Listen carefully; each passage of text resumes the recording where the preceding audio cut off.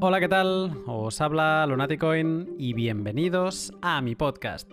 Cuarta semana de septiembre y hoy vengo con un pod muy interesante sobre hardware wallets. Me siento con Remi Dalies, jefe de productos de hardware en el mayor fabricante de este tipo de dispositivos. Obviamente estoy hablando de Ledger y sobre todo lo que envuelve a este gigante de la seguridad hablaremos hoy. Te cuento más en unos instantes, pero antes déjame que te cuente un par de cosas de mis incansables sponsors, HODL HODL y Bitrefill. Y posteriormente lo haré de Shift Crypto también. Antes de nada decir que estoy muy agradecido de que apoyen contenido en castellano, cuando lo más sencillo sería limitarse a la habla inglesa. Así que muchas gracias a los tres por apoyarme. HODL HODL es una plataforma web de intercambio de Bitcoin entre personas. Si estás pensando en comprar Bitcoin, hodlhodl.com es el lugar ideal para hacerlo de forma 100% segura y sin pasar por ningún proceso de KYC. HODL HODL funciona como la plaza de un mercado. Gente con paradas de venta de Bitcoin y otros con paradas de compra. Vas a HODL HODL, escoges la oferta que más te guste y esperas a que ellos te guíen por el proceso de compra. Por ejemplo, ahora mismo, a fecha de grabación de esta intro, con Bitcoin a 8.950 euros, la primera oferta en HODL HODL es Bitcoin a 9.050 euros, pago por Bizum, que eso es apenas un 1,2% por encima del precio de mercado. Siguiente oferta, 9.090. Y esto el pago es por Hallcash. Siguiente oferta, 9.100, pago por transferencia SEPA. Realmente los precios son muy bajos. ¿Quién decía que comprar Bitcoin sin KYC era caro? Si quieres experimentar el verdadero potencial de Bitcoin y acumular satoshis de forma 100% soberana, prueba hodlhodl.com y sorpréndete de lo fácil que es utilizarlo. Y recuerda que si te registras utilizando el código LUNATICOIN en mayúsculas, recibirás un descuento en las comisiones para siempre. Qué bien va Bitrefill estos días que están cayendo airdrops del cielo. Y bueno, aunque no hayas recibido ningún airdrop, también puede ser que con tanta cuarentena estés pensando en darte algún capricho sin que nadie se entere. Y para ello, bitrefill.com es tu lugar. Porque puedes conseguir diferentes tarjetas regalo pagando con Bitcoin, Lightning, Ethereum, Litecoin, Dash y Doge. Y vivir así con cripto, sin registrarte ni crearte una cuenta. Solo necesitarás un email para que Bitrefill tenga alguna forma de comunicarse contigo en caso de que algo falle. Y ya. Bitrefill España en estos momentos te permite vivir literalmente con cripto, gracias a la posibilidad de comprar tarjetas regalos de los supermercados Carrefour, Hipercor, Supercor y Opencore, cargar tu depósito en Cepsa, vestirte en Mango, Zalando y H&M, por ejemplo, y equipar tu casa en IKEA, MediaMarkt y Amazon. Échale un vistazo entrando en su web, haciendo clic en los links que encontrarás en la descripción, también en mi web, lunaticoin.com, o en el tweet de publicación de este podcast. Y sorpréndete por la cantidad de servicios que ofrece Bitrefill. Como te decía, en el pod de hoy hablo con Remi Dalies sobre hardware wallets y Ledger.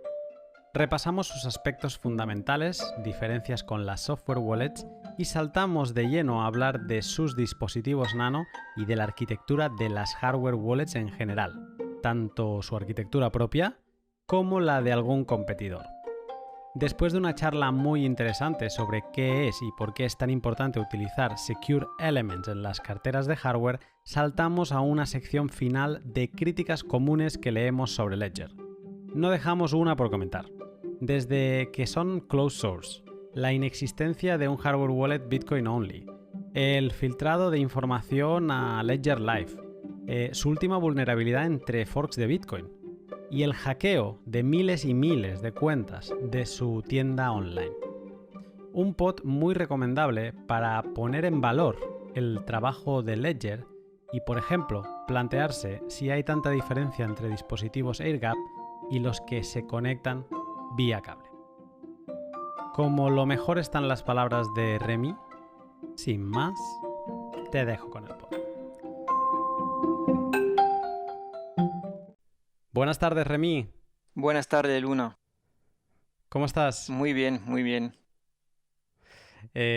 Ahora me decías fuera de pod que estás en una tarde de domingo en París, ¿no? Exactamente, estoy en mi casa en París con sol, así que ya Sí. sé lo que voy a hacer después de este podcast. Perfecto. Pues mira, me va perfecto que me digas esto para no demorar más, porque además tengo un pod preparado con muchas preguntas de muchos temas diversos. Pero antes, como siempre, antes de saltar a las preguntas, ¿cuál es un poco tu historia con Bitcoin y cómo acabas trabajando para Ledger? Bueno, voy a tratar de hacerlo corto porque fue un cambio tremendo. Yo trabajé por bancos durante, ya no me acuerdo, pero casi 12 o 13 años. Empecé a trabajar manejando proyectos por banco, haciendo consultoría por varias empresas, varios bancos y luego trabajaba por mi cuenta durante 3 años. Y vino un momento donde em, digamos, me cansó trabajar por siempre la misma cosa y necesitaba algo como más nuevo. Y empecé a buscar cuáles estaban las novedades en este momento que podían ser como disruptivo para agregar algo más a este sector.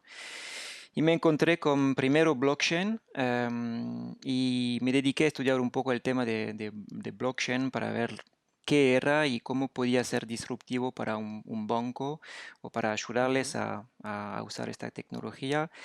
Y no hay mejor manera de entender una cosa que ir donde se habla de esta cosa. Así que terminé en varios meetups en París, varios hackathon y empecé a entender que muchos levantaban la mano para desarrollar nuevos proyectos en blockchain y buscaban todo menos project managers.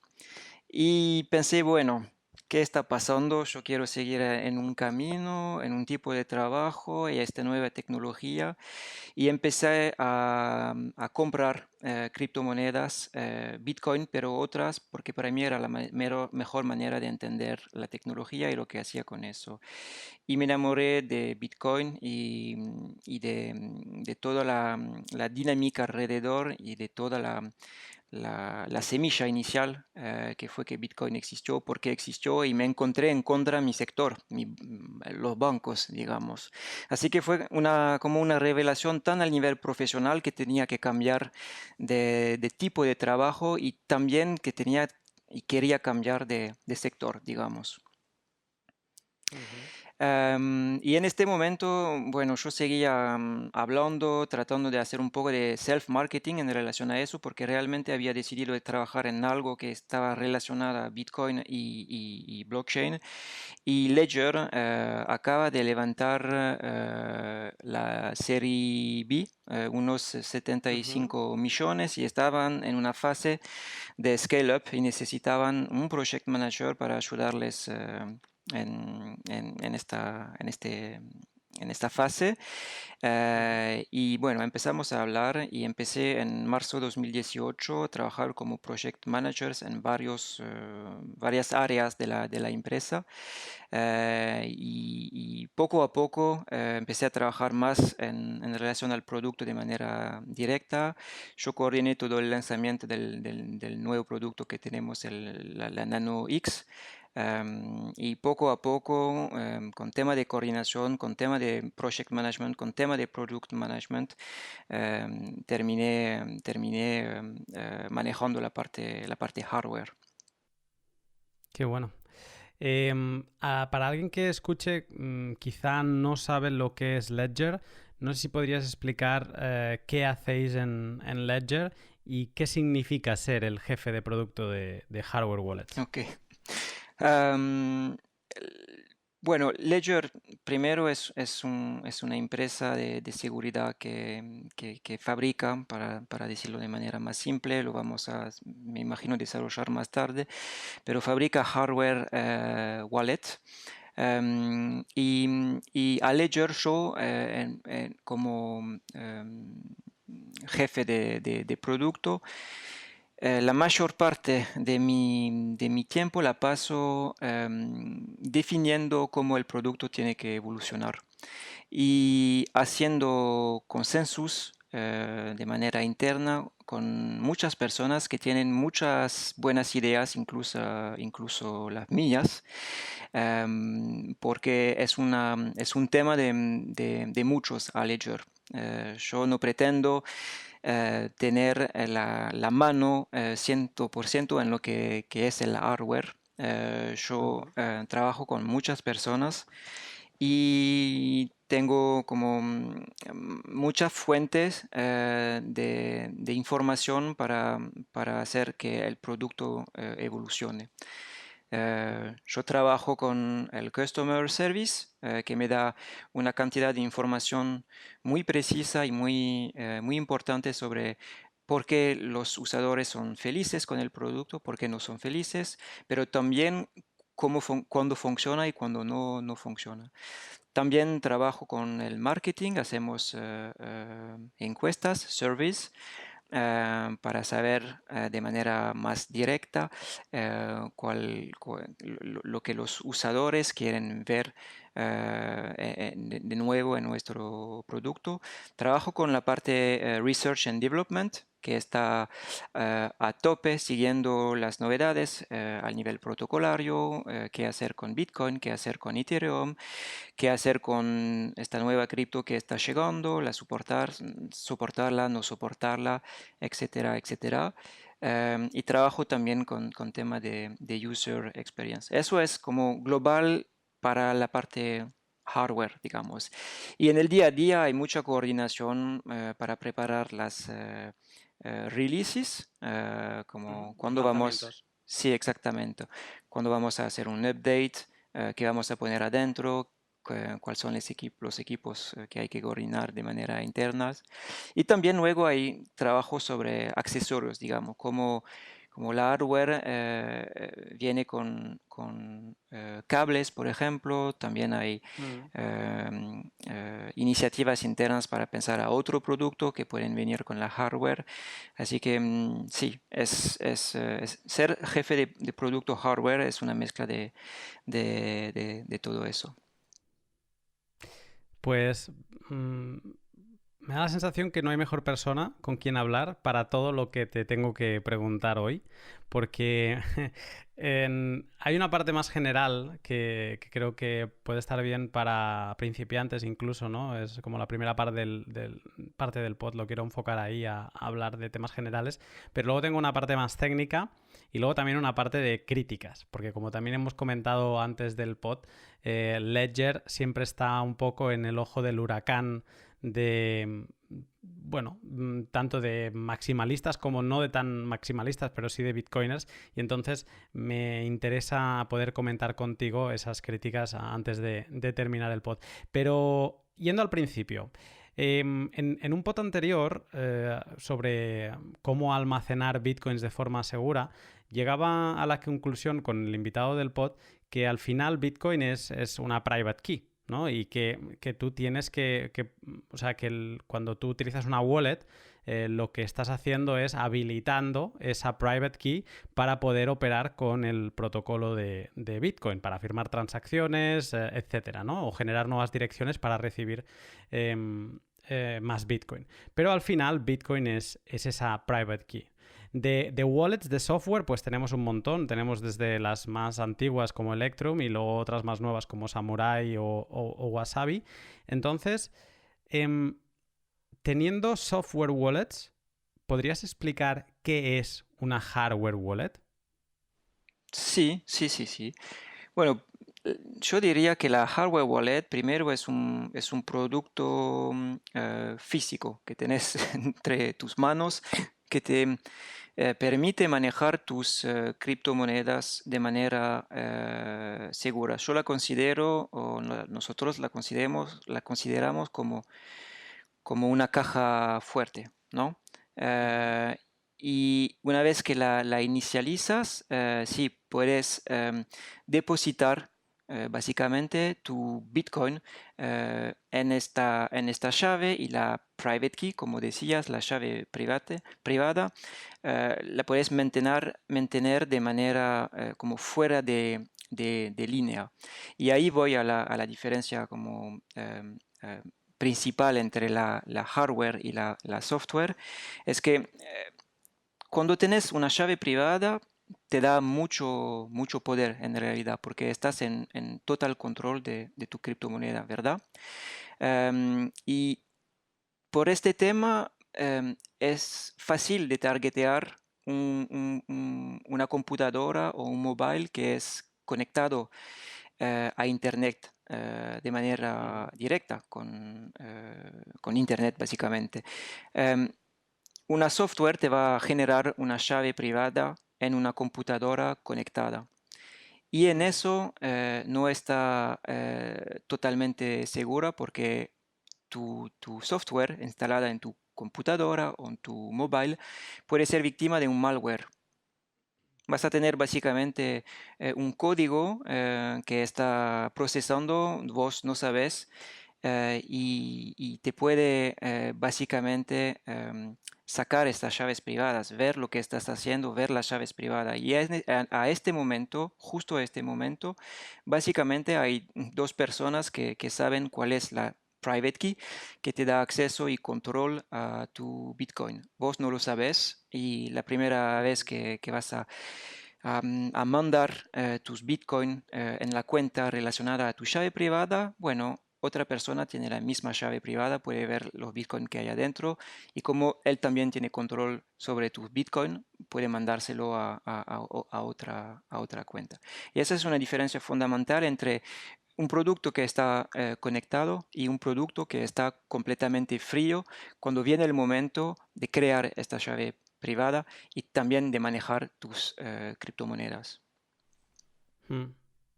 Se me ocurre una pregunta aquí, pero me la guardo para un poco más adelante, que es cuando creas, por ejemplo, en Ledger, ¿no? Cuando creas una clave privada, tienes el dispositivo conectado al ordenador. Entonces, alguien podría argumentar que estás en la misma situación, ¿no? Pero bueno, la menciono aquí un poco también para no olvidarme. Y ahora te la haré porque tengo otra pregunta que hacerte en relación a esto de las software wallets. Entonces, también hay otro tipo de persona que intenta sustituir el uso de hardware wallets, ¿no? Que por lo que tú me has dicho, pues es como un dispositivo offline y más adecuado para generar estas llaves privadas. Pues hay gente que intenta sustituir estos dispositivos teniendo, por ejemplo, o un teléfono Android offline, sin conexión a internet, o un ordenador también con la misma situación, sin conexión a internet. Allí tiene una wallet y entonces digamos que hace o pretende utilizar esos dispositivos de la misma manera que se utiliza una hardware wallet, ¿no? Para almacenar sus bitcoins, incluso para firmar transacciones, pero sin estar conectados a internet. ¿Qué te parece este tipo de setups? Y me parece la misma intención inicial que es de generar una llave privada en un environamiento totalmente frío, digamos, que no es conectado, que no tiene software, que no tiene... Así que yo diría que funciona y funciona bien. Me parece bien por alguien que, por ejemplo, tenga duda en una hardware, por ejemplo, Nano o otros competidores. Yo diría que no es para todos en realidad, porque cuando lo pensás, no es complicado, pero quiero decir, tienes que tener una computadora completamente frío. No es una computadora desconectada, es una computadora que le haces un reset total, que le sacas un montón de cosas y luego tienes que instalar un software en esta computadora. Por ejemplo, si yo tomo el software Electrum, porque hablabas del Electrum, que es un super software, lo tienes que instalar también de manera desconectada, así que descargarlo en una llave, enchufar la llave, instalarlo y y una vez que tienes eso y una vez que tienes tu computadora con tu llave privada generada por Electrum sobre tu computadora, por ejemplo, luego para manejar tus criptomonedas tienes que también tener Electrum en versión conectada en otra computadora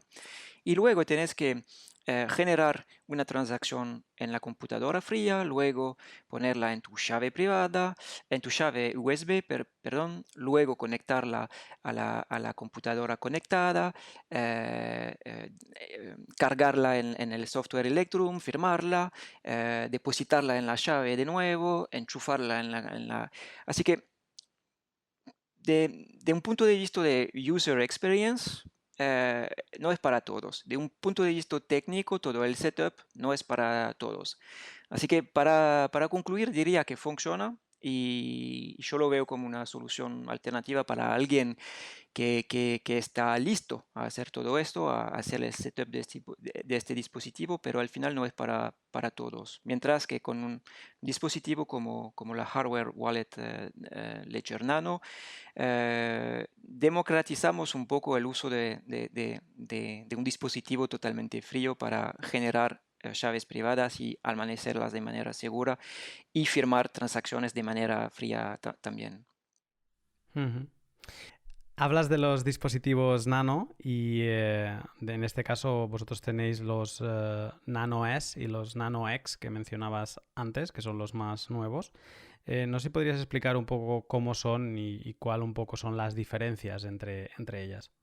Sí, sí, sí, por supuesto. Yo diría que el design del producto es más o menos similar. Tenemos como cambios en relación a los botones, el tamaño. Yo diría que la value proposition de la Nano X es la movilidad. Es un producto que es diferente de la Nano S por varias especificaciones, diría. Tenés una pantalla, se dice pantalla, ¿verdad? Un screen, pantalla más grande que te permite ver más informaciones. Tenés más memoria, se puede almacenar más criptomonedas adentro, más aplicaciones, digamos. Si yo hago un comparativo con la Nano S, si tomas, por ejemplo, las aplicaciones Bitcoin y todas las hermanas, diríamos, los forks, etcétera, puedes almacenar hasta 20 aplicaciones porque tienen tamaños diferentes. Pero de manera mediana diría que vos en el NanoS puedes almacenar 5 a 7 aplicaciones, 4 a 7 aplicaciones, depende, y el Nano X es hasta 80 aplicaciones. Ahora sí que para los altcoiners seguramente lo hablaremos más tarde, pero es un producto que te permite estoquear más aplicaciones. También tenés la batería. Eso te permite manejar tu hardware sin necesitar necesariamente una conexión. Y también tenés comunicación Bluetooth más allá de la parte USB. Cuando salimos el Nano X, también salimos el nuevo Ledger Live móvil. Y sí, y la promesa era tener un producto que puede funcionar con un móvil con más capacidad, más autonomía. Y otra cosa, pero es una parte como más técnica, una nueva arquitectura, digamos, donde los botones y la pantalla funcionan directamente con el S, el Secure Element. Pero eso es un detalle más técnico, diría. Mm. Aprovecho, ahora entraremos a esta parte más técnica, pero aprovecho que ya lo mencionas ahora.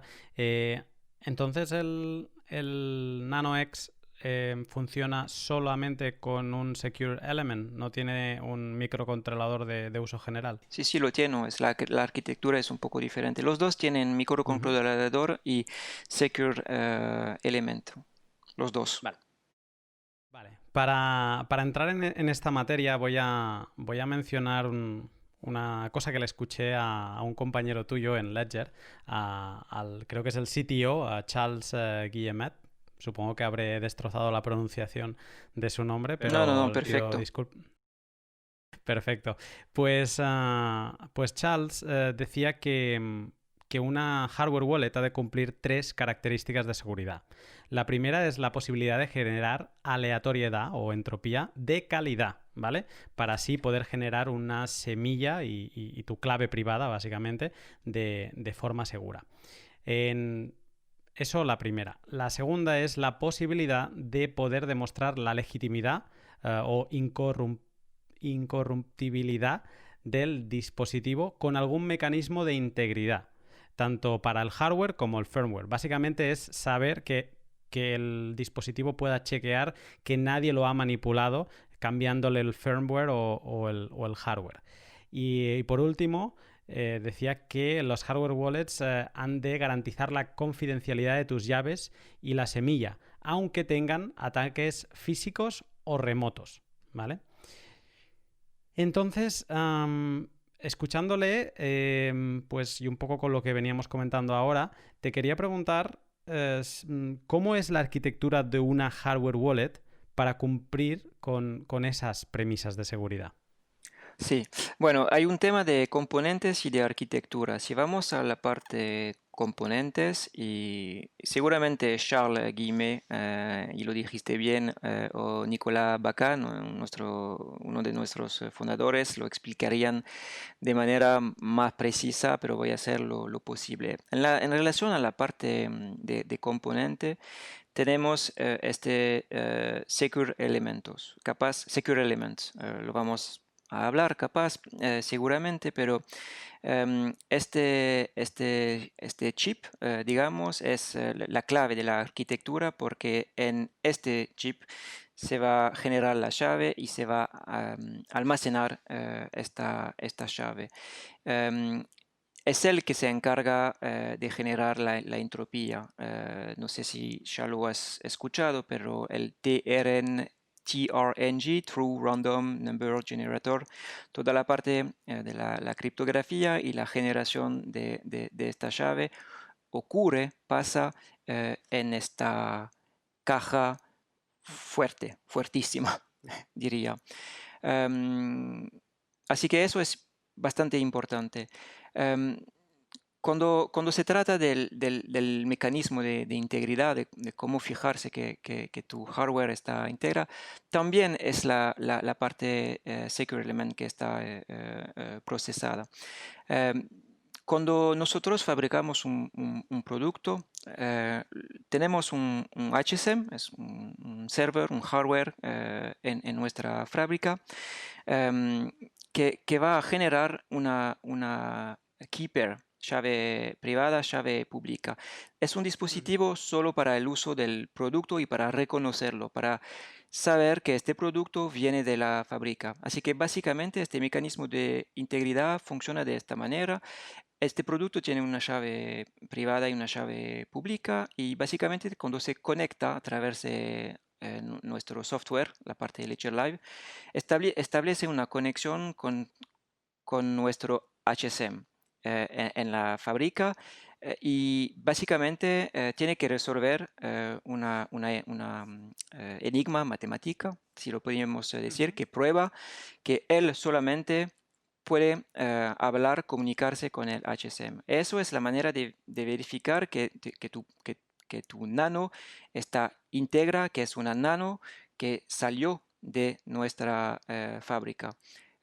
No un nano que fue como comprado por un hacker, por ejemplo, cambiado y luego mandado a un usador que cuando se conecta no puede verificar que el producto es íntegra. Nosotros hablamos de genuine check, nos fijamos de la genuinity del producto.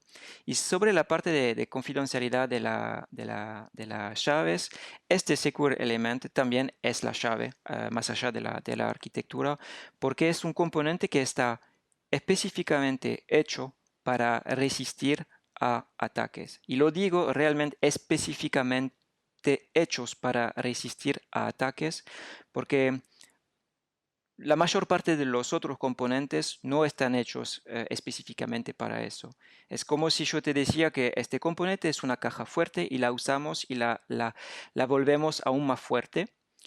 y que muchos otros componentes tienen como calidades, pero no esta, de manera inicial, de manera intrínseca. Son cajas de metal, no cajas fuertes, y luego se agrega seguridad, diría. Luego, si hablamos un poco más de la arquitectura, porque se trata mucho de Seguro Elemento, de MCU, básicamente, si yo hablo del NanoX, el MCU, el microcontrolador, es un chip que puede procesar código. El código, un ejemplo en el NanoX en relación al MCU, es el código que va a permitir de establecer una comunicación con una computadora, sea una comunicación USB o sea una comunicación Bluetooth. Es como alguien que abre y cierra una puerta. Luego no quita que toda la seguridad, todo el código, toda la parte del firmware está manejado en el Secure Element. No sé si va a hablar a la gente que escucha o toda la gente que escucha, pero el MCU es como un proxy. Te permite establecer una conexión entre tu device y varios medios de comunicación tipo USB o Bluetooth, para dar un ejemplo. Me parece muy interesante muchas cosas de las que has dicho y voy a saltar de lleno a hablar del Secure Element, un poco haciendo recapitulación por lo que has dicho. Arquitectónicamente tenemos dos elementos, el MCU, que es un microcontrolador de uso general, y luego tenemos un elemento específicamente, con lo que estabas explicando, diseñado como una caja fuerte, que es el Secure Element, y donde dentro del Secure Element, en los Nano, tenemos el True Random Number Generator, o sea, donde se genera el número aleatorio de donde sale la llave privada, ¿no? Y es muy importante que se generen una buena aleatoriedad para que esa clave privada no sea vulnerable y sea realmente aleatoria. Eso se realiza dentro del Secure Element.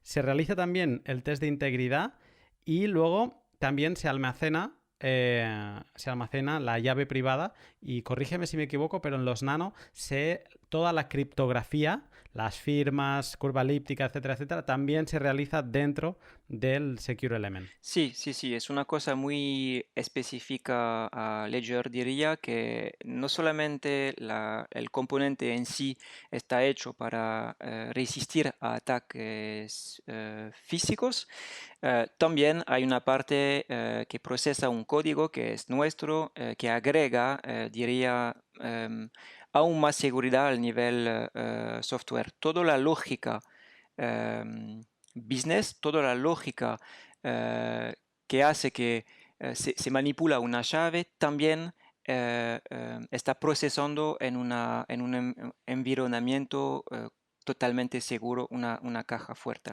En oposición a otro tipo de arquitectura, o sí puedes tener una llave privada generada en una zona segura, no necesariamente hecho para resistir a ataque físico, pero segura, digamos, pero toda la parte de la lógica de cómo usas la llave está manejado en un procesor tipo un MCU u otro tipo de procesor. Y esa es una real diferencia. La competencia, ¿eh? Sí, por ejemplo, sí, por ejemplo. Uh-huh.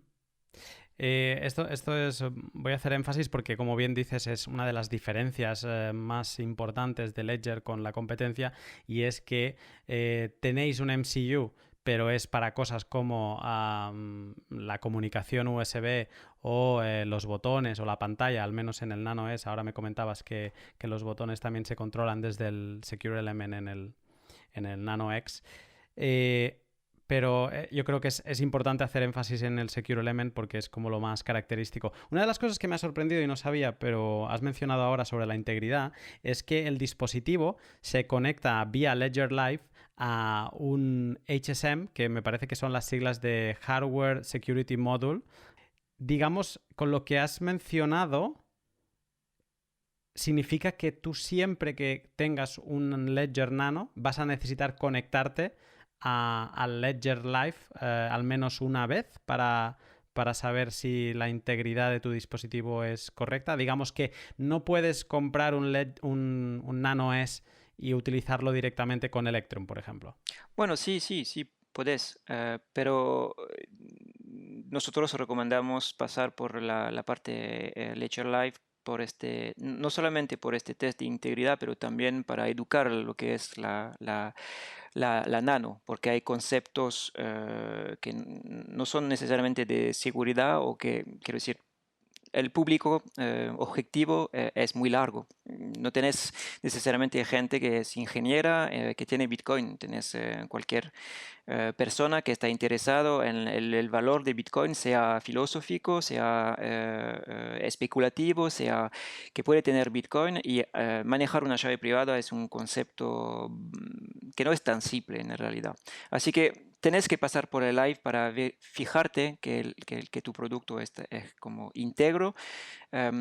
Pero puedes no hacerlo si quieres. Puedes usar directamente tu producto, hacer el onboarding con la NanoX o la NanoS y enchufarlo directamente en tu computadora y usarlo con Electrum. Pero hay otra especificidad, es que nosotros pedimos a nuestros usadores de pasar por Live, no únicamente por eso, sino también para instalar aplicaciones. Cuando vos estás inicializando tu producto, al final tu producto creó una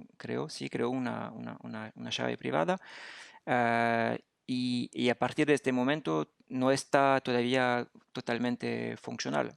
Necesitas una aplicación que es otro código, otro firmware para manejar tus bitcoins. Así que para usarlo con Electrum, por ejemplo, porque te referías a Electrum, necesitas también Ledger Live para instalar aplicaciones, desinstalar aplicaciones o hacer el update de tal aplicaciones. Ujú. Eh, Perfecto. Dicho esto de la parte de la integridad, sí que salto a hablar del Secure Element, porque vosotros, entre comillas, seguís teniendo arquitectura dual, que se llama en vuestra hardware wallet.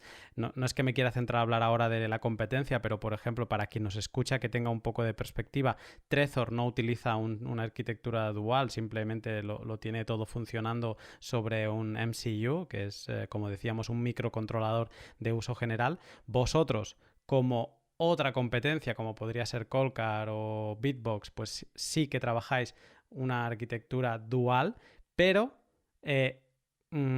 casi todo lo hacéis dentro del Secure Element, ¿no? Como veníamos a mencionar ahora. No sé, has explicado algunas cosas, pero no sé si podrías explicar un poco más qué es esto del Secure Element y por qué es tan especial que el Ledger lo haga todo dentro del Secure Element. Ok. Am, sí. ¿Cómo explicarlo de otra manera? Primero, diría que es una eligión tecnológica, primero. Quiero decir, se trata de hardware y se trata de criptomoneda y se trata de Bitcoin, de llave privada, pero nuestra expertiza reside en seguridad. Y hoy en día nuestra convicción y los hechos hablan también, es que no hay más seguro que este tipo de componente, el Secure Element. Puedes escuchar Secure Element de un lado, MCU del otro, Safe, Memory chips. exactamente. Y en realidad solo hay un elemento que realmente está comprobado que resiste a ataques físicos y es el seguro elemento que usamos, que es un ST31 o ST33. Realmente los demás, y no quiero entrar en una forma de competición en este podcast, pero son claim. Decir que tu memory chip es safe es algo que estás diciendo y tratas de probar, pero no está comprobado por una autoridad de seguridad que realmente va a decir, bueno, tiene mecanismo para resistir a ataques físicos, así que vamos a hacer ataques físicos y al final le vamos a dar una certificación que este componente resistió a tal ataques físicos, mientras que en el Sí. Secure Element lo tenés. Te voy a detener un momento porque has introducido a un tercer actor. Llevamos hablando un rato de MCUs y de Secure Elements y ahora has mencionado los Safe Memory Chips. Yo antes he dicho que que Nano y Ledger estaba en una arquitectura dual de MCU y Secure Element y vosotros en los blogs que he leído de Ledger creo que sois los únicos que hacéis la diferenciación entre que hay dos tipos de Secure Elements, ¿no? O hay Secure Elements y Safe Memory Chips. Digamos que le ponéis a lo que sería... Yo pongo nombres sobre la mesa porque entonces la gente lo va a entender más bien. A Coldcard y a Bitbox, que son los que utilizan, según vosotros, Safe Memory Chips, y vosotros utilizáis Secure Elements. O sea, como realmente, según la versión que puedes leer en el blog de Ledger, la única hardware wallet que yo tengo conocimiento que utiliza Secure Element realmente es solo Ledger. Y eso he leído que tiene que ver con que el Secure Element de Ledger está certificado por laboratorios de seguridad y tiene una calificación que en las siglas serían EAL5 Plus, ¿vale? Que es este tipo de que hay diferentes grados, ¿no? De 1 a 7 me parece que es, y vosotros, vuestros dispositivos tienen el 5 Plus y es una certificación de seguridad. No sé si podrías explicar un poco más sobre esta diferenciación y por qué es importante la certificación. Sí. Bueno, primero, el tema, la palabra Secure Element fue una palabra usada por muchos competidores, muchos productos y se trata de marketing en realidad. Si, a Ledger a veces ni hablamos de Secure Elementos, hablamos de Secure Smart Card Chip. ¿Ves? Así que tenés un montón de maneras de hablar de este componente. Pero sí, va bien la parte Safe Memory Chip, MCU y Secure Element. En realidad, tenemos competidores que usan Secure Element. Por ejemplo, no Trezor, no Coldcard, no Bitbox, pero tenés otros que usan otro tipo de Secure Elemento, por ejemplo, Infineon. Tenemos una hardware que usa este tipo de caja fuerte que tiene este tipo de certificación y que está comprobado por unas autoridades de seguridad. Pero la lógica business, el software que maneja esta llave está procesado en otros componentes. Así que en realidad es como tener una caja fuerte o una puerta con una cerradura bastante segura, bastante robusta, pero en realidad alrededor es una carpa, ¿verdad? ¿Ves un poco la analogía? Es que, bueno, es difícil de entrar por la puerta, pero se puede entrar por las paredes. Así que, sí, yo diría que esas... me perdí, perdón, en lo que estaba diciendo. No, la importancia de que el Secure Element sea realmente según vosotros, un Secure Element y por lo tanto esté certificado y que tenga este tipo de calificación. Sí, sí, sí, sí, sí, sí, al final sí, es muy importante. Yo decía que el Secure Elemento está hecho para resistir a ataques físicos y eso es muy importante. Es como cuando vos compras una caja fuerte, estás comprando una caja fuerte, está hecho para eso. El dispositivo inicial es proteger algo y está hecho y está mejorado cada año, cada vez más para resistir a unos ataques. Y si no hay una autoridad que ejerce control, que ejerce, que hace como test de eso y que dice, bueno, si están haciendo un claim que resiste a tal tipo de ataques físicos y lo estamos comprobando tratando de atacarlo de manera física y que en realidad queda como un claim. Siempre tenés que hacer Demostrar, ¿no? demostrarlo, Eso. sí, sí. Así que para nosotros es muy importante porque si no al final todos pueden decir tenemos un secure elemento porque desarrollaron una parte de seguridad alrededor de un chip.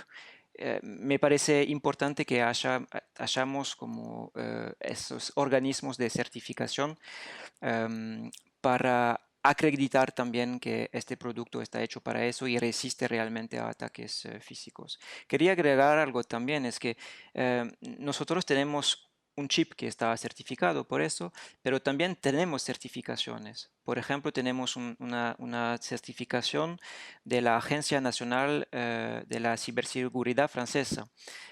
Es algo que es bastante importante en el ecosistema porque es un tema, diría,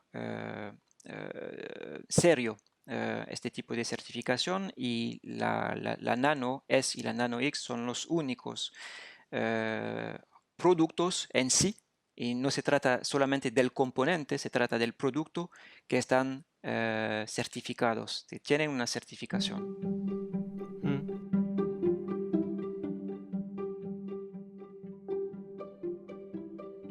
Espero que te esté gustando la charla con Remy. Prepárate porque ahora viene un poco más de conversación sobre arquitectura de hardware wallets y un repaso con Remy por todas las críticas que se le hacen a los dispositivos Ledger.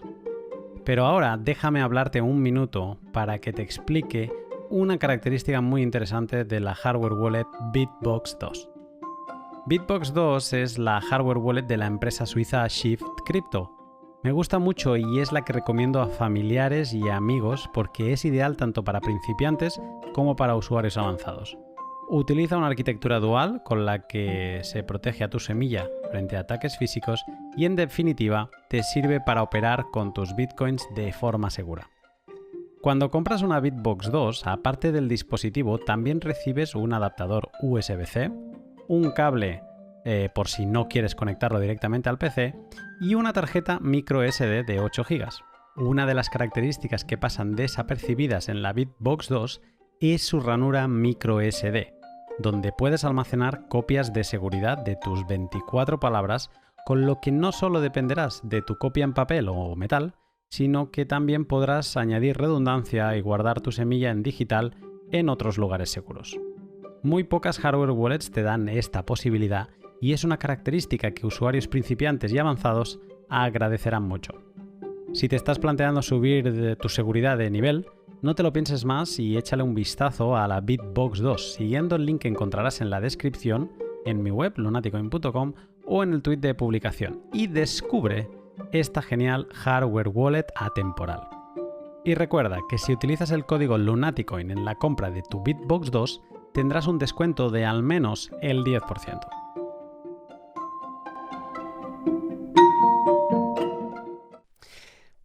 Me viene una pregunta que me la estoy tomando de la parte que te iba a hacer después de críticas, ¿no? Pero es que me es como imposible no hacerla ya, sobre lo que implica trabajar con un Secure Element. Porque el Secure Element, porque lo que yo he leído y he visto, es como es una pieza de hardware que viene del mundo de la seguridad, ¿no? Muchos de los desarrolladores de hardware wallets vienen quizá más con una óptica de código, ¿no? Y creo que una de las características importantes de Ledger como empresa es que se apoya en la industria de la seguridad. Y dentro de la industria de la seguridad, todos estos chips son desarrollos que llevan mucho tiempo y dinero, y entonces son closed source, ¿no? Que tienen el código cerrado. Y entonces, de hecho, cuando alguna vez he leído que ha hecho entrevistas con algún miembro de Ledger, ¿no? De, oye, ¿y para cuándo podremos tener el firmware de Ledger que sea open source? Dice, no, es que nosotros por acuerdos con el fabricante del microchip, nosotros no podemos liberar todo el código porque hay partes que deben ser closed source porque el propio chip es closed source. Tú ahora dices que, por ejemplo, también tenéis certificaciones del Laboratorio de Ciberseguridad francesa, me parece que has dicho.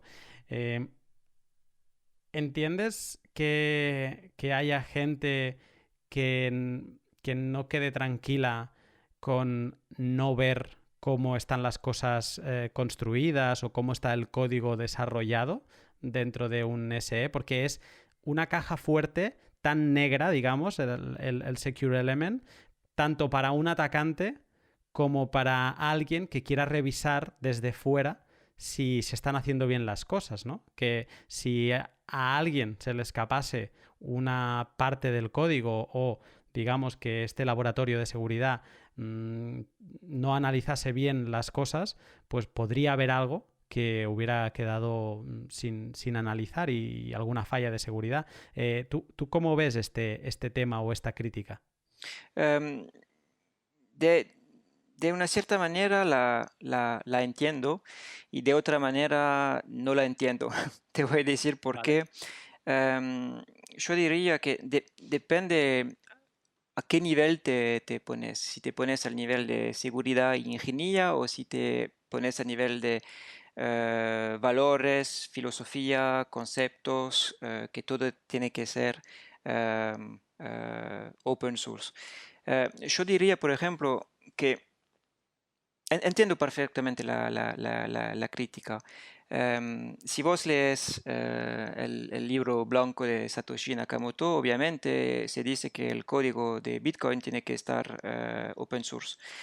Y me parece inevitable que el código de Bitcoin sea open source por tema de comunidad, por tema de ser de fuente abierta para que se pueda ver lo que pasa, por tema de, de que no haya una empresa o una persona o un desarrollador que tenga el control sobre este código, si no, no es posible que haya una adopción y confianza en este código. Pero, y de manera general, lo entiendo perfectamente para el software de manera general. La cosa es que en el hardware, lamentablemente, no es posible. No es posible de ir a este nivel de open source. Primero, yo diría que en realidad todos los chips son más o menos closed source de manera general. Y cuando tienes un chip que se dice con un código de open source, puedes ver el código, digamos, en GitHub, pero una vez que tienes el producto en las manos, no puedes verificar realmente que el código que está procesando adentro es el código que estás viendo eh, eh, en línea. ¿Okay? No hay manera para cualquier usador común de verificar. Tiene que fijarse también en otra persona que comprobaron que sí o que no. Así que realmente es algo que es difícil de comprobar aunque el código sea open source. Yo respeto todas las ideas en relación a eso, pero pienso que pues, el tema se volvió casi ideológico, que porque Bitcoin es open source, todo tiene que estar open source. Nosotros tenemos como un producto que está hecho desde 40 o 50 años para manejar secretos. Está usado por, bancos y ya veo críticas que pueden venir en relación a eso, gobiernos también, pero en realidad lo tenés todos los días en tu pasaporte, en tu carta, en tu payment card. Bueno, el ledger está usado desde 40 años por una industria de seguridad. No digo que hay que fijarse de manera ciega, pero es difícil también de challengear una historia entera a este nivel. Hay una parte de confianza que tenés que dar a esta industria y nosotros muchos olvidan que en realidad cuando ves este componente que está usado en la industria de la seguridad desde 40 años, que está closed source, bueno, nosotros lo estamos abriendo cada vez más. Tener la posibilidad de venir y desarrollar una aplicación, sea Bitcoin, Ethereum o las otras, eh, que sean procesadas en este Secure Element de manera segura, es una first time. Estamos dando posibilidades a desarrolladores, sean individuales o empresas, de venir a desarrollar aplicaciones en el chip, el más seguro en la industria, digamos. Y eso es la primera vez. Y en eso entiendo la duda con el hecho que una parte es closed source, pero hay otra parte que está open source y no se habla nunca de esta parte open source. Yo te voy a decir también que nuestro objetivo, pero es difícil, es de abrir cada vez más la parte closed source. No tengo fechas, no te voy a decir que es en 5 meses o en un año y medio, pero realmente lo que estamos tratando es de dar más apertura con nuestro producto.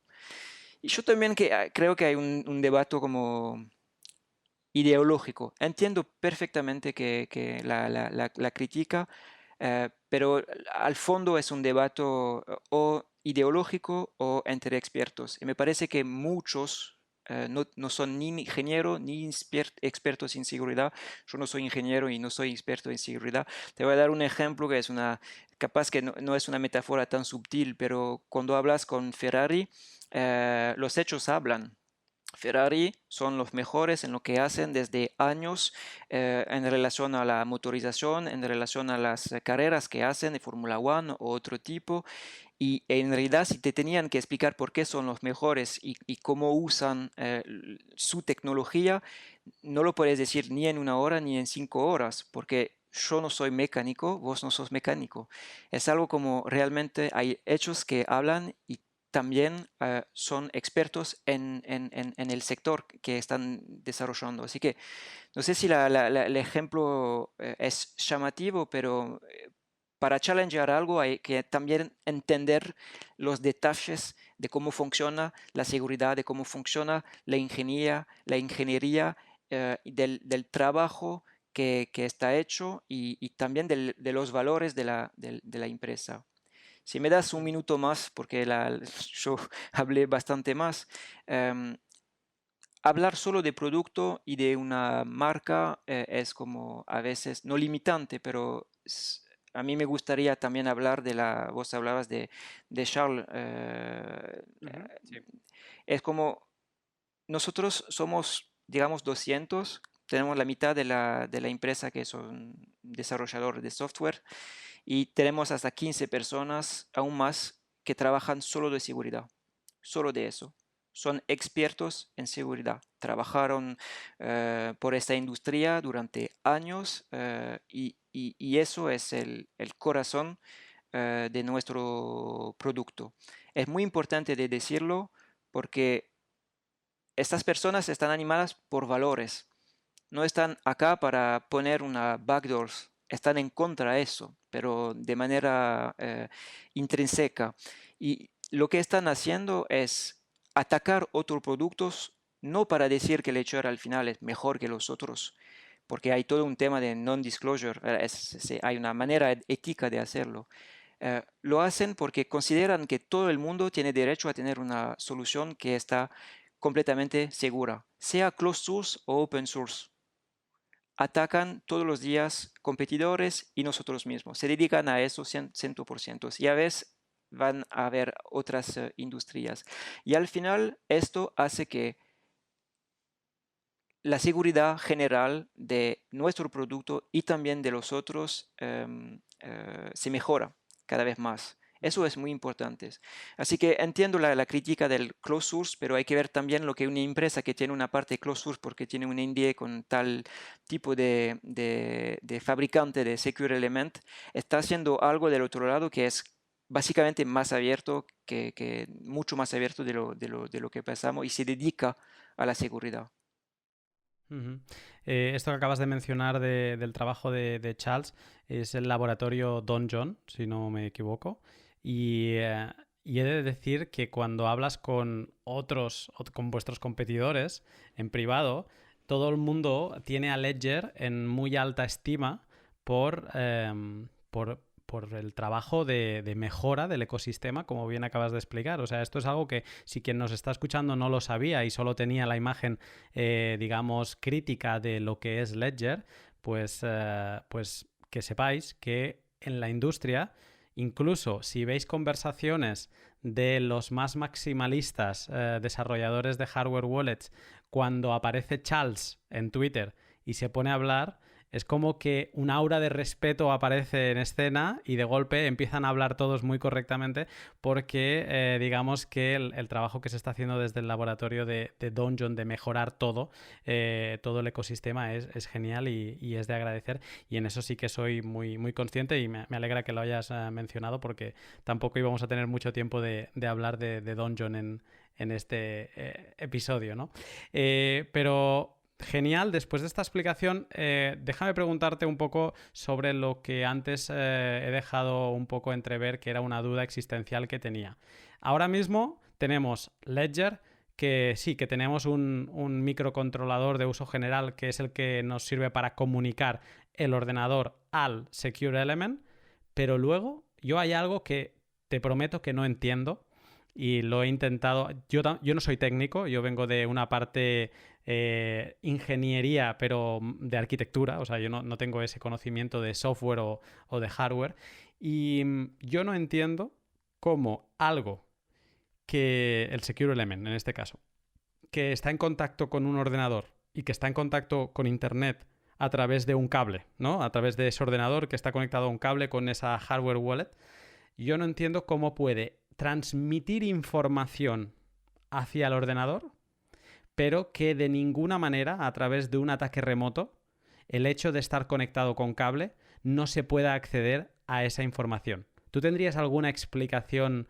que pueda explicar cómo se comporta un Secure Element para no filtrar información, aunque esté conectado vía cable, que es aparte del Nano X, pero el Ledger Nano S, la única manera de conectarse es por cable, ¿no? Y es una de las otras críticas que se le hace. Sí. Bueno, es un poco difícil porque siempre voy a volver al hecho que el Secure Elemento en realidad está diseñado para eso, que sea con una llave, una comunicación USB o una comunicación Bluetooth. La manera en realidad como de preguntar al Secure Element que firme algo, todo eso se pasa en un environamiento completamente cerrado. Así que cuando vos conectas tu Nano en tu computadora, en realidad lo que viene de la computadora es una información básica que es una dirección y cifras, básicamente, si quieres mandar, no sé, un Bitcoin a tal dirección, lo que transita por este cable es esta información. En este momento el cable no está interactuando con el Secure Elemento el mismo. Está conectado, está hablando con una aplicación, la aplicación Bitcoin. Cuando la aplicación Bitcoin está hablando con tu computadora, digamos, la parte donde se almacena la llave privada está offline, básicamente. Lo que hizo la aplicación es derivar de la llave privada que está en la parte segura una dirección y nada más. Así que la aplicación toma la información y luego la aplicación en un environamiento completamente aislado comunica con el Secure Elemento y le pide firmar esta información. Esta información vuelve firmada por el cable, pero en ningún momento hubo una conexión directa entre la llave privada que está en el Secure Elemento y tu software o tu computadora del otro lado del cable. No sé si logro realmente explicarlo porque vuelvo siempre a lo mismo, que son detalles como bastante como técnicos y lo siento si no logro a convencerte con esas explicaciones, pero realmente todo el dispositivo eh, y el Secure Elemento está hecho para que nunca algo se puede hacer en contacto directo con la llave privada. Imagina si mañana había una información que se podía como eh, no extraer, pero que escapar, nunca sería la llave privada. Sería la información que estás pidiendo a la llave privada de firmar. Y eso es realmente diferente. Puedes pensar, bueno, puede ser que haya un tema un día como de, no sé, de privacidad o no sé qué, pero al final tu llave privada, esa siempre se queda encerrada. Mm. Te explico yo cómo me da la sensación que funciona, aunque sigo sin entender la parte técnica que eso lo hace posible, ¿no? Si tenemos en cuenta cómo es una puerta giratoria de un banco, ¿no? Cuando tú entras tienes que esperar a que la puerta gire para poder acceder a un banco. Eso, bueno, en centros comerciales, en diferentes sitios, ¿no? Una puerta giratoria. Una puerta giratoria, y ahora esto me lo llevo yo a la arquitectura, lo que habilita es que la atmósfera exterior y la atmósfera interior nunca entren en contacto de forma directa. Siempre hay una fase donde tú estás cerrado dentro de esa puerta y luego accedes al interior del banco, vamos a llamarle así, ¿no? En el caso de Ledger conectado por USB, a mí me da la sensación que la primera caja que encontramos es el microcontrolador, ¿no? de uso general. Y eso sí que digamos que tiene facilidad de entrada. La conexión entre el ordenador y el MCU es directa. Luego, ese MCU está conectado a la caja de seguridad, que es el Secure Element, que se está conectado a través de una puerta giratoria, ¿no? O sea, digamos que ya tiene que pasar un primer filtro. Y luego, dentro de esta caja fuerte, hay otra caja fuerte, ¿vale? Con, digamos, otra puerta giratoria. Dentro de esta última caja fuerte me da la sensación que es donde está la información más sensible. O sea, semillas, firmas, etcétera, ¿no? Toda la criptografía está en esta última caja fuerte dentro del Secure Element. Y en la parte exterior del Secure Element están las aplicaciones, ¿no? de Bitcoin y de todas las altcoins. Entonces me da la sensación que, como lo explicas, es como que como hay dos puertas giratorias, digamos, el MCU nunca puede entrar en contacto con la parte más sensible, sino que primero tiene que entrar en contacto con la aplicación, y la aplicación sí que puede entrar en contacto con la información sensible, pero nunca de una forma, o sea, nunca podrá conectar la parte más sensible, que es la llave privada, con, digamos, el ordenador, ¿no? Eso ni por un ataque remoto, ni que el usuario lo quiera, sino que tiene que pasar por diferentes fases y utilizar tu número PIN, que, digamos, es el que abre esas puertas. Pero técnicamente a mí me cuesta de entender el por qué es así, pero supongo que debe haber elementos de hardware, ¿no? que lo impidan, o así lo quiero pensar. Sí, sí, tal cual. Si me permitís, voy a usar esta analogía de las puertas. Adelante, se me ha ocurrido mientras te escuchaba, o sea que también es en parte tuya, así que adelante, será un gusto. Perfecto, pues a ver, un poco me queda más claro el funcionamiento de Ledger. Y solo vamos un poco mal de tiempo, pero no me quiero ir sin explicarte, o sea, sin comentar contigo las críticas que más veo de Ledger y que me gustaría saber tu opinión. La primera va muy relacionado con lo que estábamos hablando, ¿no? Que es la conectividad. El Ledger se conecta por cable, o ahora por Bluetooth, y estamos viendo que la escena con otros competidores como Coldcard, Cobo Wallet o Spectre Do It Yourself ahora, y seguramente alguno que me dejo, están yéndose a mecánicas air gap, ¿no? de estar sin contacto con el ordenador. ¿Entiendes? Un poco quizá lo has explicado ya, ¿no? Con la respuesta que me has dado antes, pero ¿entiendes que se diga que un Ledger Nano S, por ejemplo, es menos seguro que una Coldcard por el hecho de estar conectado por cable? Bueno, sí, no, en realidad no la entiendo, porque si no hay cable es obvio para alguien que no es técnico que no hay conexión entre algo, digamos, conectado, y la hardware. En realidad, USB o QR code o SD card son como medios de comunicaciones en realidad. Yo podría decir, por ejemplo, que nuestra superficie de ataque en el Nano no es el USB, sino como implementamos el USB.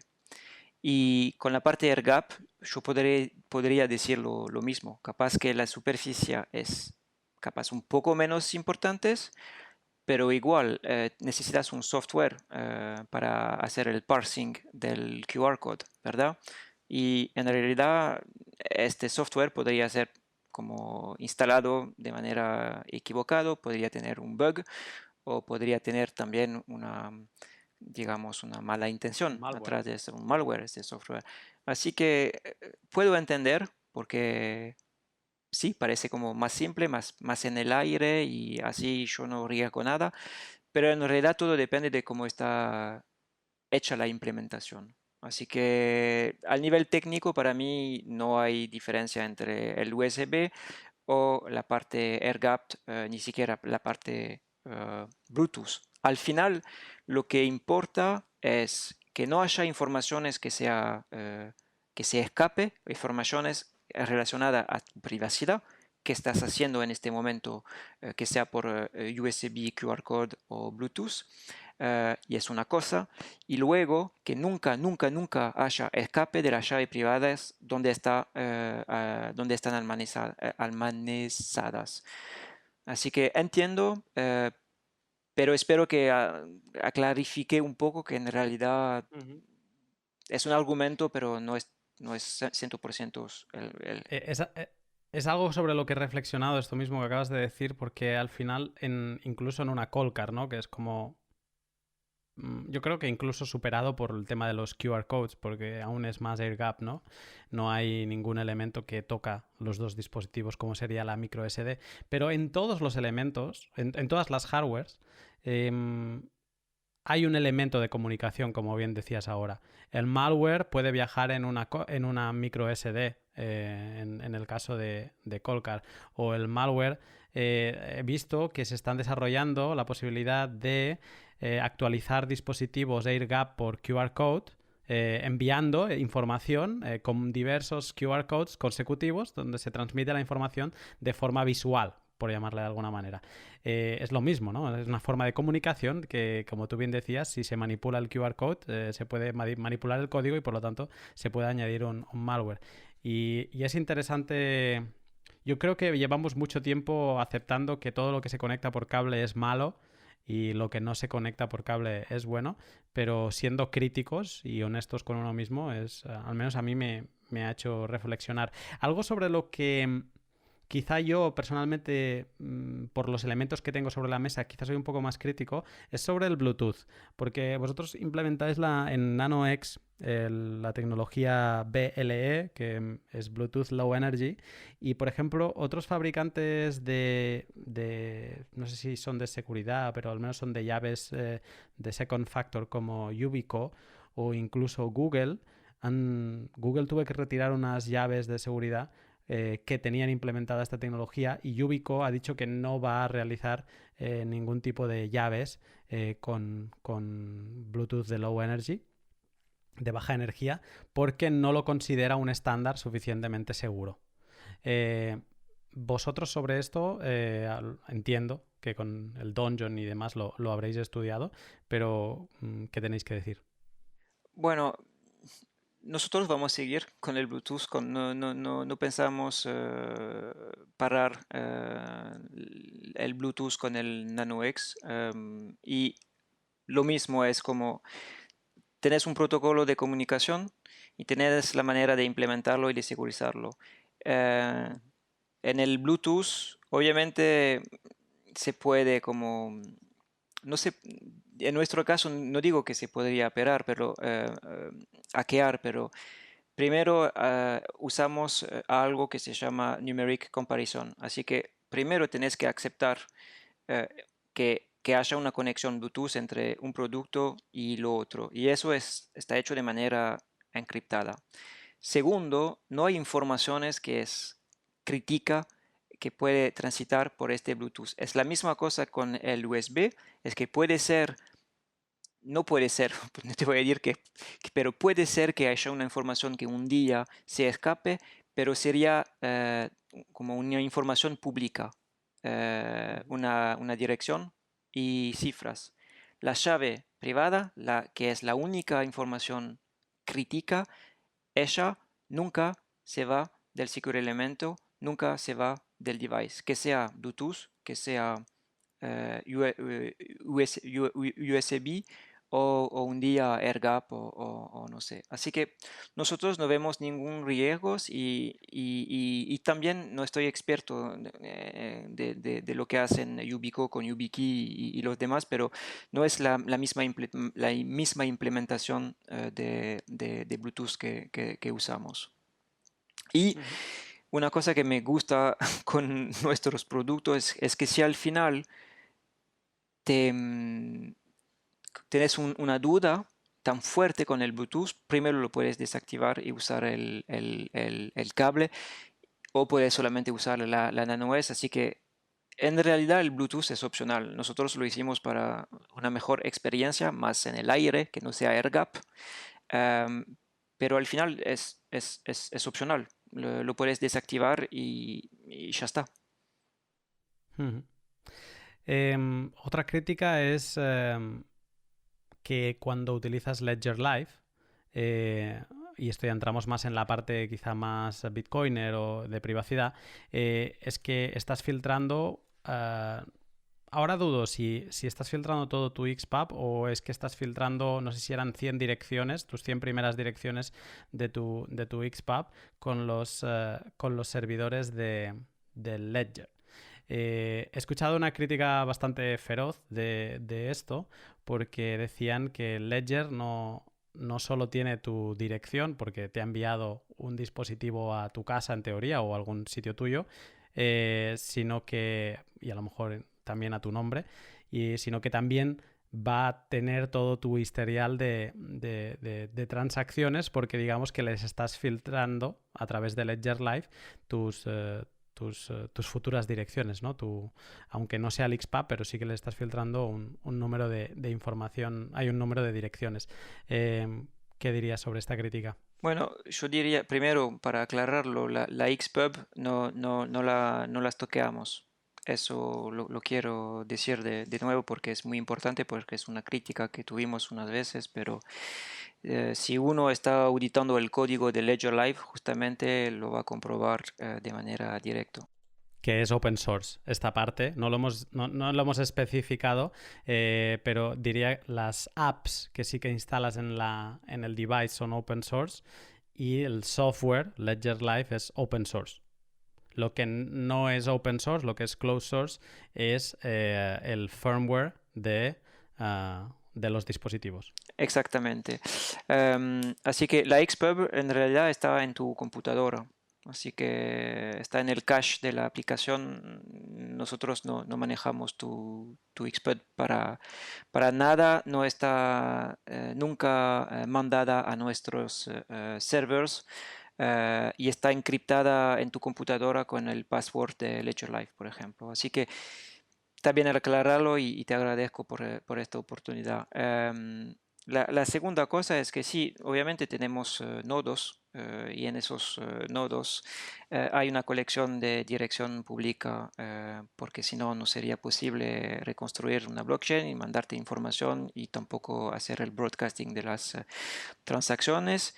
Es difícil de probar que nosotros no estamos mirando, pero en realidad, primero, tenemos una ética, segundo, tenemos, ¿cómo se llama?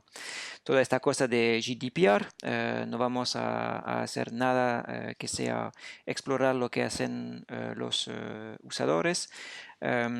Tercero, no podemos hacer ninguna relación entre esas llaves públicas, esas direcciones y un apellido, un nombre, una dirección física, porque no hay conexión entre el Ledger Live que está en tu computadora, que no te pide ninguna dirección email, ninguna información personal, y nuestro CRM, donde compraste la Ledger, son compartimentos que no se hablan y no se puede hacer ninguna relación eh, por este lado.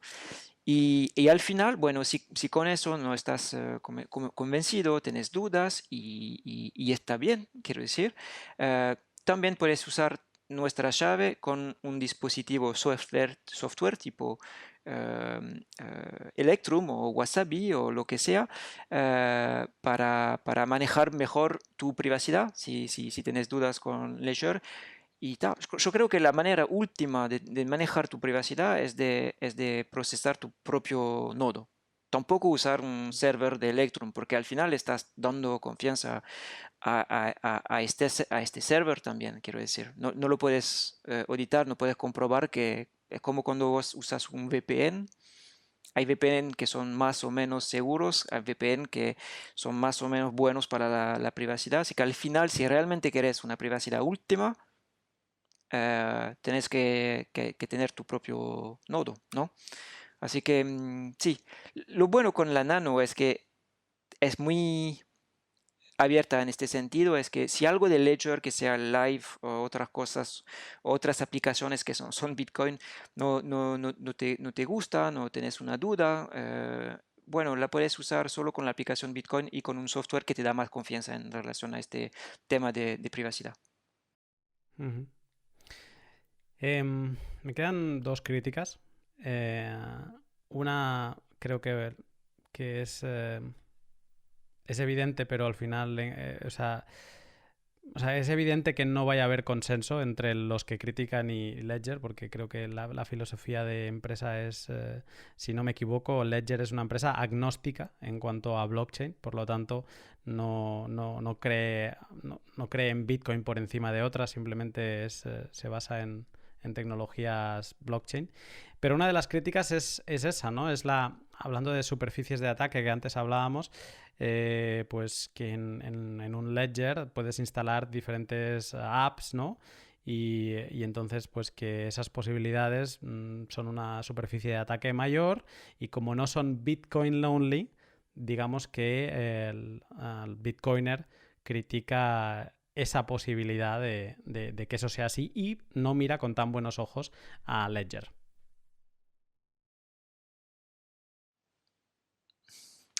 Yo diría que siempre volvemos al tema técnico y me gustó tu analogía de las puertas. Hay un concepto muy importante en cómo está hecho la arquitectura del Secure Element. Tenemos la parte bolos, que en la parte closed source que maneja la seguridad, y también tenés las aplicaciones que están procesadas por una otra parte dentro del Secure Element, digamos. Y cada aplicación tiene su espacio, su memory propia completamente aislada de cada otra. Bitcoin nunca va a estar procesado en la misma zona que Ethereum o que otro tipo de altcoin, digamos. Es único, nuestra arquitectura es así hecha. Por eso decimos, si querés usar solo Bitcoin de manera segura y si tenés cualquier duda con esa superficie de ataque, bueno, solo descarga la aplicación Bitcoin y queda aislada de todo el resto. En realidad, no hay una comunicación posible entre los dos. Por ejemplo, si yo tomo un ejemplo de un computador, por ejemplo, el código está open source, maneja también altcoin, y la verdad, el código está manejando todo. Así que si hay un escape de algo o un bug o un ataque, en realidad tienes acceso a todas las criptomonedas. Si un día, por ejemplo, pasa que haya una cripto, una aplicación que tiene un problema, por lo menos solo esta aplicación y la cripto relativa a esta aplicación puede ser en riesgo, digamos, no las demás. Este principio de instalación es bastante importante y otra vez es como nuestra arquitectura que está hecha así justamente para proteger a los usadores. Entiendo, entiendo, pero al nivel técnico no es posible. Luego que la otra parte que efectivamente estamos agnósticos, y eso es otro debate, pero no me preocupo mucho por Bitcoin. No creo que va a fallar o tener éxito, porque hay competición con Bitcoin, digamos. Al final hay toda una comunidad que hace mucho para Bitcoin, y si tiene que salir, saldrá, digamos. Nosotros lo que queremos es todo, cada persona tiene derecho a hacer lo que quiera con sus llaves privadas y sus secretos, digamos, y en este sentido estamos agnósticos. No es que no tenemos em, nuestras propias convicciones en relación a Bitcoin, pero nuestro camino es la seguridad. Bitcoin es una cosa en este camino, y los otros, los altcoins también. Al final vendemos una caja fuerte. Lo que pones en tu caja fuerte, tenés derecho a poner lo que querés, y nosotros es lo que queremos hacer. Hay algo también que quería agregar sobre la parte no seguridad, pero la parte de soportar Bitcoin. Em, no somos ciegos, y sabemos que tenemos usadores que tienen confianza a pesar de todo lo que explicaste, el hecho que no somos agnósticos, o los temas de privacidad, pero que usan Ledger y que están full Bitcoin, y estamos desarrollando cada vez más funcionalidades. Últimamente salimos la parte Coin Control. No fue suficientemente rápido para muchos, pero otros están realmente muy felices con esta nueva funcionalidad, y vamos agregando en el futuro más cosas para Bitcoin, digamos, los Bitcoiners y cualquier persona que cree que en esta criptomoneda.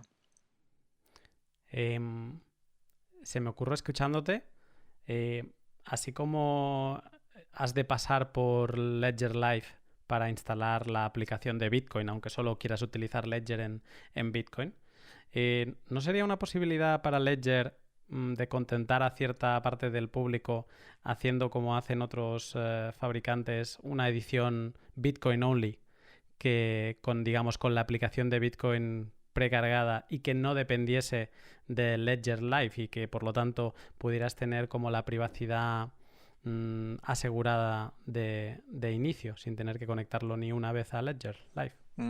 Bueno, no es un camino que queremos tomar. Para nosotros es marketing de una cierta manera, porque al final ya ofrecemos Bitcoin only. Quiero decir, con el firmware más la aplicación Bitcoin tenés un Bitcoin only device, y sería, sería solamente para contentar una parte de los usadores, y entiendo la necesidad, eh, pero hubiéramos fallado en explicar en realidad que se puede segurizar tu Bitcoin con nuestro producto haciendo solo un firmware Bitcoin. La otra cosa es que necesitas Live para instalar la aplicación, porque no vamos a preinstalar una aplicación Bitcoin en nuestro producto. Eso es una cosa que no está instalada en la misma parte del Secure Element, y volver con un firmware más una aplicación que permite hacer la derivación de tus llaves privadas directamente en el producto ya hecho es como encuentran los principios, primero de seguridad, segundo de arquitectura, y nos alejaríamos ¿Alejaríamos? sí, de nuestro propósito. Así que entiendo que sería bueno, pero me gustaría ver cómo en el futuro, como esos Bitcoin only firmware van a ser mantenidos con otros productos. Y no me refiero a los Bitcoin, a los que ya son Bitcoin only, tipo CoreCard o Bitbox, creo que es Bitcoin only también. Tiene una versión y otra versión que no lo es. Vale, me queda una última parte de críticas. Creo que son un poco de las más actuales, y también que tiene que ver con lo último que estabas diciendo de la compartimentación de esas apps. Justo este verano ha habido un leak y una vulnerabilidad detectada en Ledger. El leak es que se han filtrado ahora no recuerdo el número, la verdad, pero muchas de las direcciones del CRM, de envío de dispositivos, fue hackeado, por lo que se ha explicado, la base de datos y se ha filtrado esa información. Eso es la parte del leak. Y luego la parte de la vulnerabilidad es que hubo un problema donde si tenías aplicaciones de forks de Bitcoin en el dispositivo, y aquí estoy hablando de Bitcoin Cash, pero también estoy hablando de Litecoin, donde digamos que el usuario podía estar pensando que estaba firmando una transacción de Litecoin, pero en verdad estaba enviando Bitcoin y por lo tanto pues era una vulnerabilidad importante. El leak ya lo he comentado, pero de esta última no va en contra de lo que estabas explicando antes de la compartimentación que tanto trabajáis vosotros en Ledger. Em, bueno, ¿te referís a la compartimentación para la segunda crítica sobre la aplicación Bitcoin o en Exacto. relación? Ok. Sí, sí, sí. En realidad es como, es, es tema en realidad de Bitcoin y de los forks. Quiero decir, las aplicaciones están aislados por supuestos, eh, pero es algo que es como común en el ecosistema Bitcoin, que sean hardware o software. Hay muchos forks que usan el mismo derivation pass que Bitcoin. Ujú. Así que en este sentido no es algo que no estábamos conscientes de esta posibilidad, eh, Ujú. pero no veíamos, digamos, un riesgo eh, tan importante para comprometer la experiencia del usador en este momento. Entendemos que sí Ujú. hay una oportunidad, pero es un ataque muy ciblada de alguien que tiene un software que está malware y que te dice manipular tu Bitcoin y que en realidad estás manipulando Litecoin, por ejemplo, y en realidad estás manipulando Bitcoin. Así que no es un tema de isolación entre dos aplicaciones, sino eh, que hay muchos forks que usaron el mismo derivation pass que Bitcoin en realidad. Así que era no sé cómo explicar, pero un trade-off entre user experience con una aplicación y, y riesgo real de tener este ataque. Así que sí, es un poco como complicado. Si habíamos completamente separado esta parte del código, hubiéramos em, bloqueado muchos usadores con sus criptos. Así Ujú. que la pregunta, la solución no era evidente. Ahora estamos poniendo una alerta que te dice, mira, no estás usando un derivation pass que es común y vos luego te tenés que fijar si estás conforme con eso o no, si es el software que está usando un derivation pass diferente o no. Pero realmente es algo que está compartido en toda la industria eh, y los competidores es un problema que existía en todo el ecosistema, digamos. Ujú. Sí, de hecho, creo que escuché a Novak de Colcar decir que también podría pasar lo mismo entre testnet y Bitcoin, ¿no? Que no es solo la posibilidad, o sea, ser Bitcoin only no te libera de este problema, sino que incluso te podría pasar lo mismo. De alguna manera es un ataque que podría afectar que te pensaras que estás moviendo fondos de testnet, pero en verdad estás moviendo fondos de mainnet, ¿no? Sí, sí, sí, sí. Pero realmente el tema no era simple porque en realidad si los software wallet usaban el derivation pass correcto, sería también como más simple. Así que entre bloquear muchos usadores que usan esos software wallets que no pueden manejar básicamente sus llaves públicas, sería algo como bastante traumático, digamos. Así Ujú. que sí, el ratio como beneficio versus riesgo era muy bajo en realidad. Ujú. Y luego la parte del leak del CRM. Sí, en relación a la parte del leak del CRM, bueno, ya hicimos como bastante cambios en nuestro sistema. La crítica podría ser que sí, por una empresa de seguridad no pudimos protegernos contra este tipo de leak. Pero cuando usas e-commerce infraestructura, que dependes de varios proveedores de pagos, es realmente difícil de prevenir todo tipo de ataques en este sentido, pero ya estamos como poniendo todo para que eso nunca pasa más.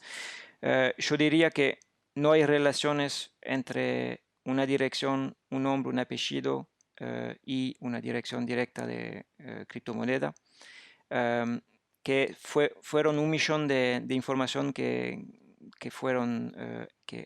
se escaparon, digamos, pero realmente únicamente 9.000 personas más o menos realmente que tenían dirección, nombre y todas las encuestas que hicimos con la policía, con agencias de seguridad, em, no vimos cualquier escape perdón, de tal información en otras áreas, digamos, que sean Ujú. en otro tipo de web o también dark web. No hay como una explotación de esta información. Mm. Yo creo a nivel personal, y en esto sí que soy muy crítico, que es dramático que algo así suceda, porque al final digamos que es una información sensible de gente que le interesan las criptomonedas y que digamos que de golpe se ponen en el black market, sus direcciones aparecen allá para, pues bueno, que puede haber gente, puede haber hackers o gente interesada en comprar esa información para saber quién en algún momento le ha interesado tener un ledger y por lo tanto le interesan las criptomonedas.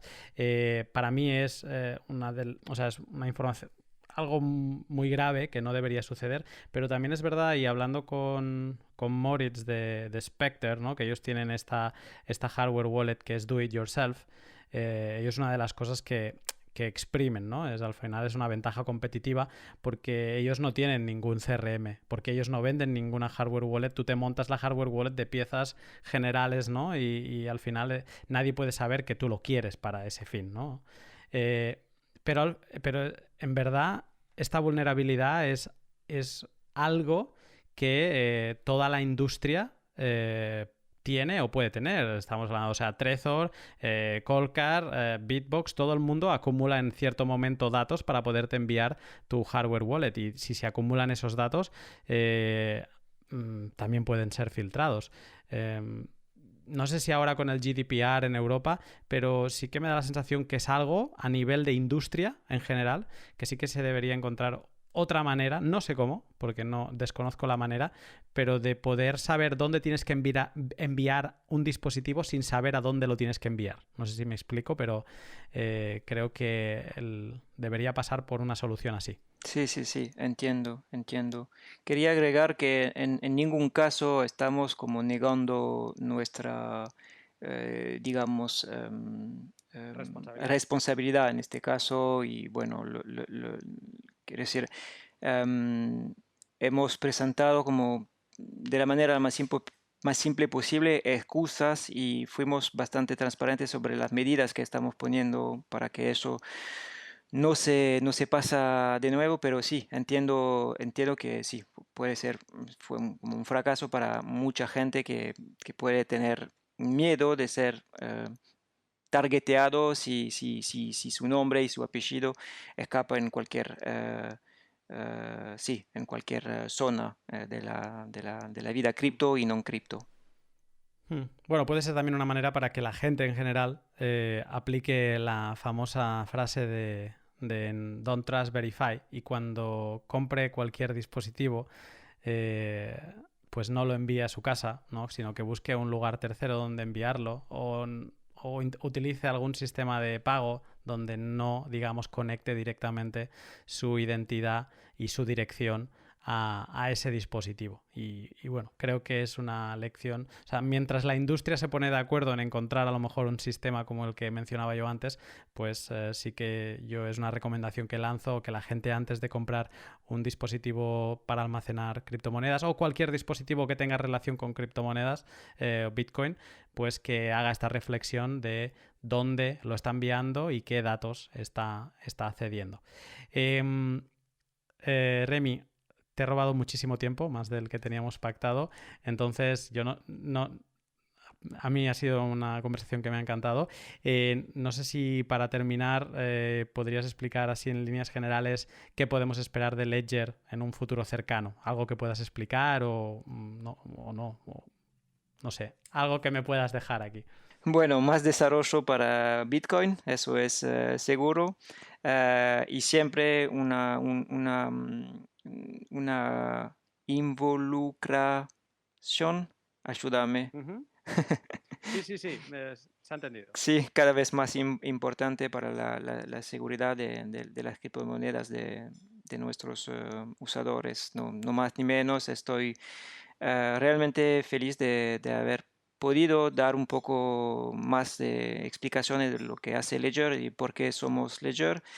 No fue fácil en otro idioma, pero me alegro haberlo hecho y espero que vos y los que escuchan este podcast van a entender un poco mejor nuestras intenciones y que sigan teniendo confianza en nuestros productos. Eso es importante. Pues te agradezco mucho el esfuerzo con el español. Esta temporada no sé qué me está pasando, pero de 4 pods que llevaré emitidos desde septiembre, 3 de los invitados no eran nativos españoles, pero agradezco mucho el esfuerzo de haber hablado 1 hora y media sobre Bitcoin, Ledger y hardware wallets en general en un idioma que no es el tuyo nativo, y por todas las explicaciones. Yo creo que ha estado genial y que se ha entendido todo. Y nada, obviamente pondré los links de tu perfil de Twitter por si alguien te quiere seguir, y también de Ledger. Y también muy interesante, creo que es importante que la gente conozca Donjon. También pondré el link un poco de los diferentes informes y que se vea lo que se está trabajando. Y nada, de nuevo agradecerte el rato que me has prestado. No, gracias a vos. Gracias.